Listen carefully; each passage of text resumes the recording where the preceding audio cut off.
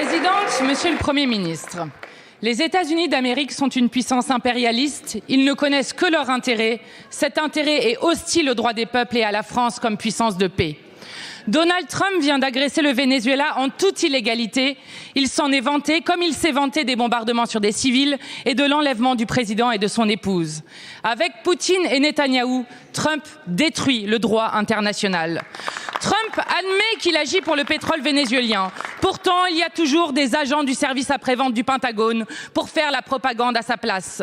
Certains voudraient faire croire que les États-Unis agissent pour la liberté et la démocratie.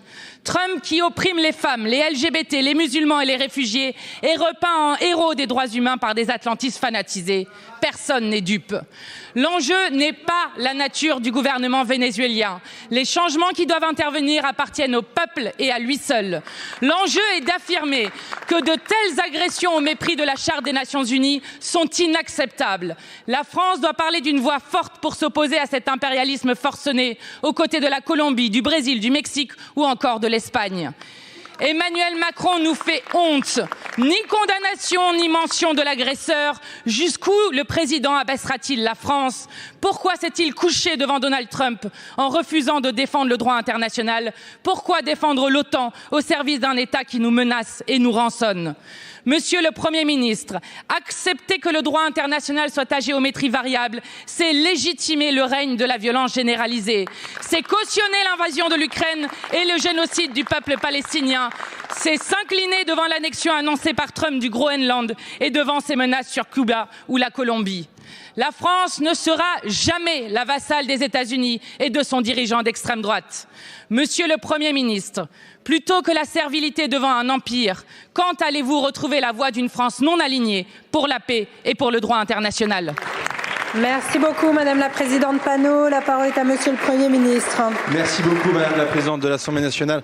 Mesdames, Messieurs les députés, Madame la Présidente Mathilde Panot, je crois avoir été clair sur l'agression et l'opération militaire menée par les États-Unis d'Amérique. Pardon de vous le dire, c'est votre première question au gouvernement que vous me posez depuis que j'ai été nommé Premier ministre. C'est très compliqué de vous entendre dire pas de double standard, ce avec quoi je suis complètement d'accord, et ne pas aussi appliquer la lecture du droit international sur la nature même du régime de Nicolás Maduro au Venezuela. Opération électorale viciée. Les résultats n'ont même pas été promulgués. Police vénézuélienne pratiquant la torture, la détention sans raison, aucune séparation des pouvoirs.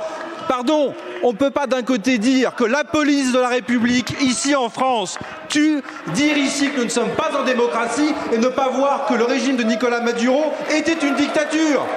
La position de la France, c'est pas de double standard, c'est la parole équitable, juste, la vérité, la vérité, la vérité. Merci beaucoup, Monsieur le Premier ministre.